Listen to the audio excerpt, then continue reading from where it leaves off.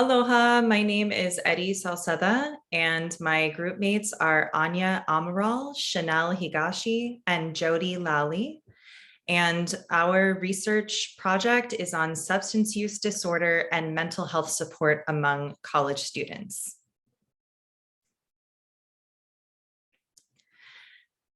The research question for this study is, are college students who struggle with substance use disorder, or SUD, more likely to seek mental health care than students who do not struggle with substance use disorder?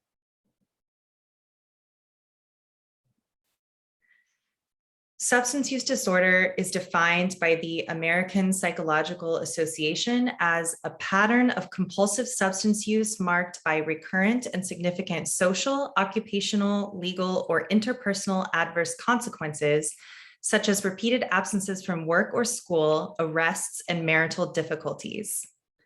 In 2016, a survey conducted by Skidmore, Kaufman, and Crowell showed that 76% of college students in the United States drank alcohol during the previous year, 35% reported binge drinking, and 40% used illicit drugs.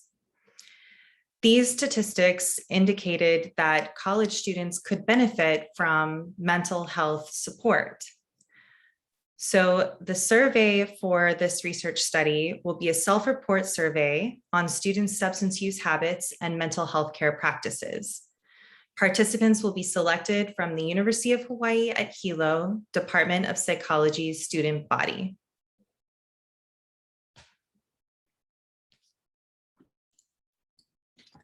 According to a survey conducted by Blanco, university students were less likely to seek mental health services for alcohol or substance abuse compared to students who did not.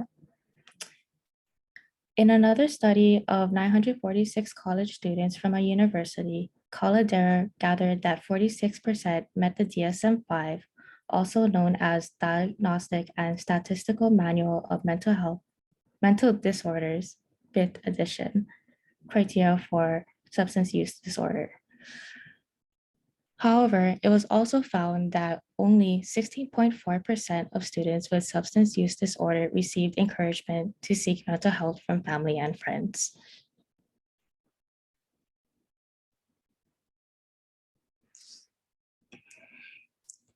Due to the two literatures right before this slide, the hypothesis of this study is that college students who struggle with substance use disorder are less likely to seek mental health support than students who did not struggle with substance use disorder.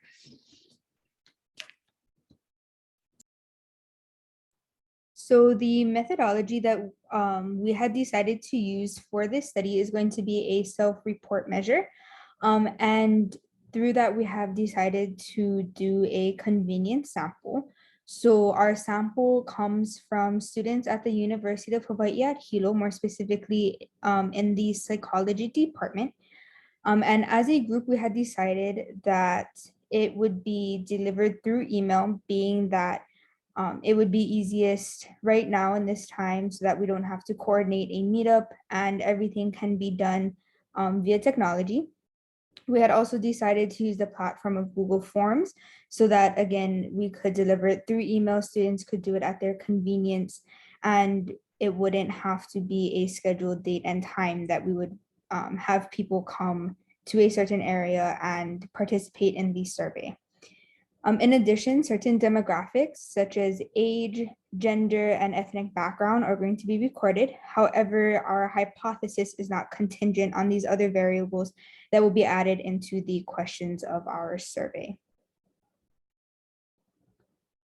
So some general survey questions that we had come up with, we have decided that being as there are so many different answers, we were going to provide predetermined answers to some of the questions so that it would be easier for us as a group to organize the information and present it in a clearer manner when we present our findings.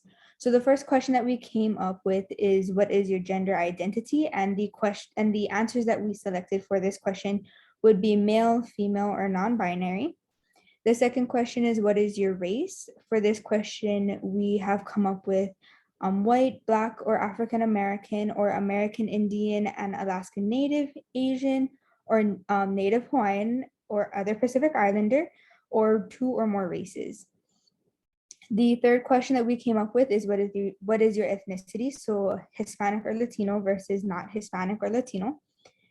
The fourth question is what is your age group? So 20 or younger, 21 to 24, 25 to 29, or 30 or older. The fifth question is do you live on campus? So either yes or no.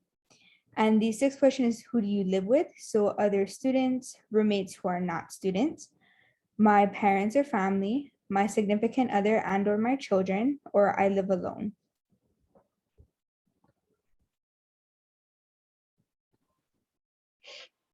And these questions are based on our survey questions on substance abuse, substance use. So this will be pertaining to the last 12 months. So have you participated in binge drinking, which is 4 or 5 more drinks in one sitting? Yes or no?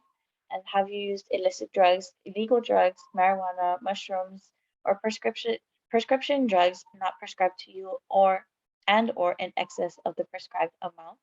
Yes or no?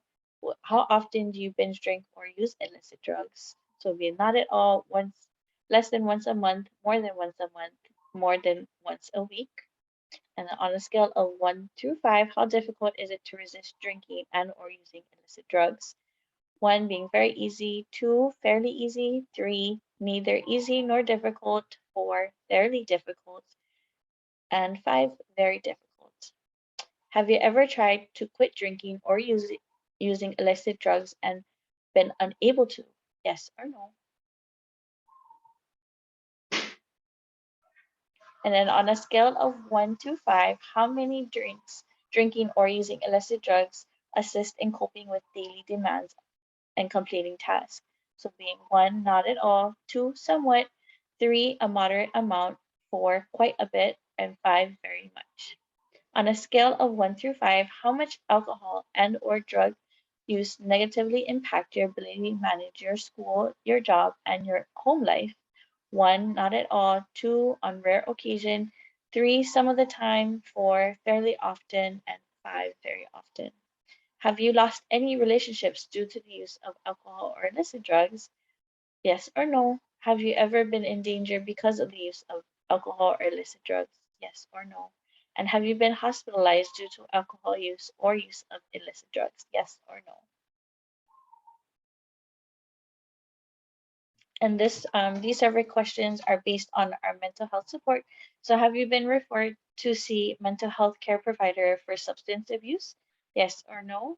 Have you sought mental health support for substance use? Yes or no?